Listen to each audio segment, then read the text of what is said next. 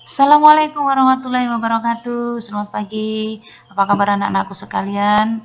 Mudah-mudahan pada pagi hari ini kita tetap diberikan kesehatan seperti biasanya, sehingga kita bisa melaksanakan aktivitas pembelajaran dalam mata pelajaran Pendidikan Pancasila dan Kewarganegaraan kelas 8, bab yang kedua, pertemuan yang kedua.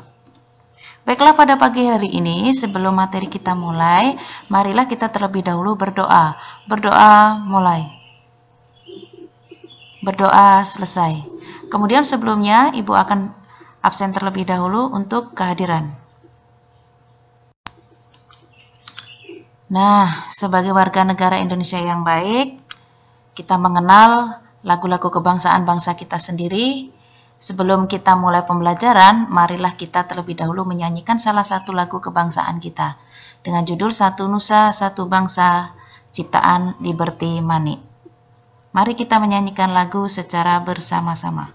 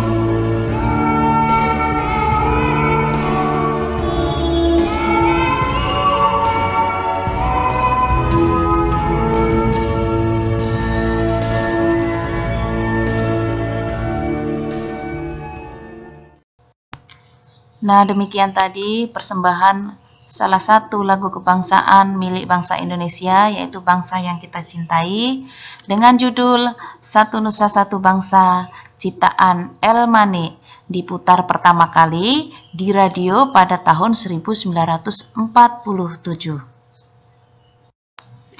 Pada pertemuan kali ini, kita tetap berada di materi bab yang kedua, pada pertemuan yang kedua, yaitu menumbuhkan kesadaran terhadap Undang-Undang Dasar Negara Republik Indonesia pada tahun 1945. Di minggu kemarin, kita telah mempelajari mengenai kedudukan dan makna pembukaan Undang-Undang Dasar Negara Republik Indonesia pada tahun 1945. Untuk pertemuan pada kali ini, kita akan menjabarkan dan menjelaskan tentang kedudukan dan fungsi Undang-Undang Dasar Negara Republik Indonesia pada tahun 1945. Kedudukan dan fungsi Undang-Undang Dasar Negara Republik Indonesia tahun 1945. Kedudukannya adalah sebagai norma hukum, sebagai hukum dasar yang merupakan hukum tertinggi dari keseluruhan produk hukum di Indonesia. Produk-produk hukum tersebut diantaranya ada undang-undang, peraturan pemerintah, peraturan presiden, dan lain-lain. Di mana setiap kebijakan pemerintah harus dilandasi dan bersumber pada peraturan yang lebih tinggi. Sehingga kedudukan UUD 1945 sangat penting dalam kehidupan berbangsa dan bernegara. Lalu bagaimana dengan sifatnya? Sifat konstitusi dikelompokkan menjadi dua. Yang pertama, bersifat tertulis atau biasa disebut UUD 1945, dan bersifat tidak tertulis atau konvensi.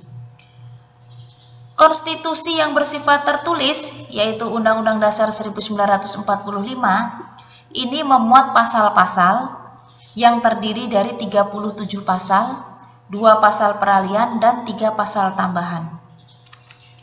Kemudian, fungsi Undang-Undang Dasar 1945 adalah sebagai alat kontrol sebagai alat pengatur dan sebagai penentu. Sebagai alat kontrol, Undang-Undang Dasar 1945 bagi aturan hukum yang lebih rendah sesuai atau tidak dengan norma hukum yang lebih tinggi. Jadi, aturan hukum di bawah tidak boleh bertentangan dengan Undang-Undang Dasar 1945. Sebagai pengatur, Undang-Undang Dasar 1945 juga berperan mengatur kekuasaan negara tersebut, mengatur kekuasaan negara yang disusun, dibagi, dan dilaksanakan. Kemudian UUD 1945 sebagai penentu hak dan kewajiban negara, aparat negara, serta warga negara. Kenapa konstitusi dikatakan fleksibel atau dalam kurung luas dan konstitusi juga dikatakan rigid atau dalam kurung kaku? Bisa ditinjau dari yang pertama, dilihat dari cara mengubah undang-undang dasar. Kita telah mempelajari materi-materi yang sebelumnya mengenai undang-undang dasar, yaitu pernah diamandemen sebanyak 4 kali. Amandemen itu artinya perubahan. Bisa dilihat dari cara mengubah undang-undang dasar atau mengamandemennya.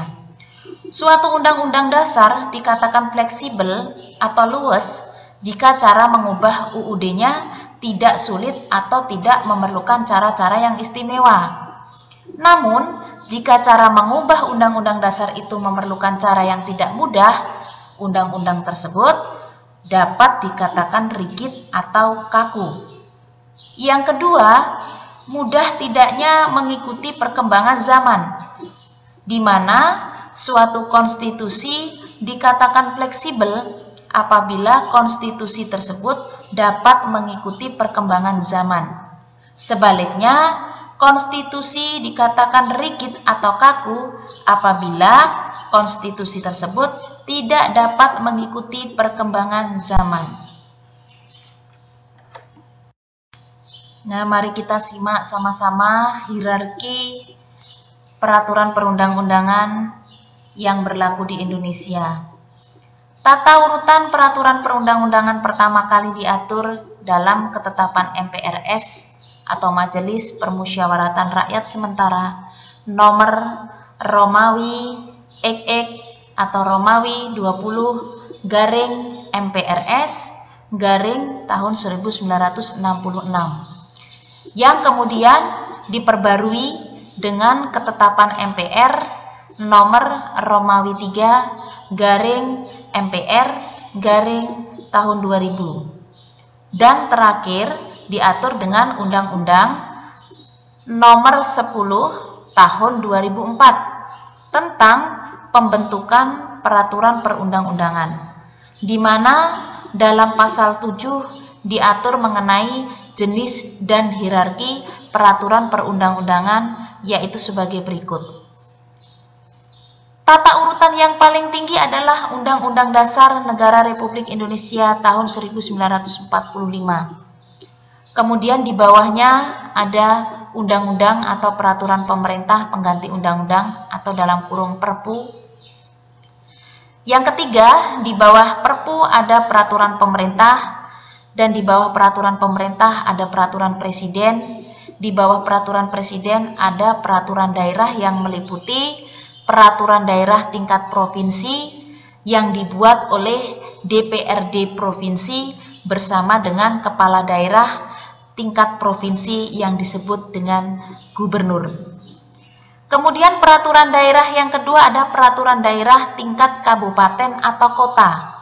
Tingkat kabupaten atau kota ini tingkat yang sejajar, di mana peraturan perundang-undangannya dibuat oleh DPRD tingkat kabupaten atau kota bersama dengan kepala daerah tingkat kota atau kabupaten yang disebut dengan bupati atau wali kota. Yang ketiga, peraturan desa. Peraturan yang setingkat yang dibuat oleh Badan Perwakilan Desa atau dalam kurung BPD atau nama lainnya bersama dengan kepala desa atau nama lainnya.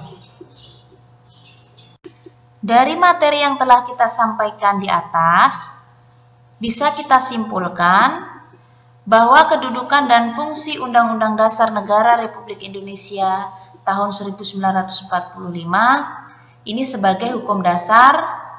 Undang-Undang Dasar 1945 juga merupakan sumber tertulis.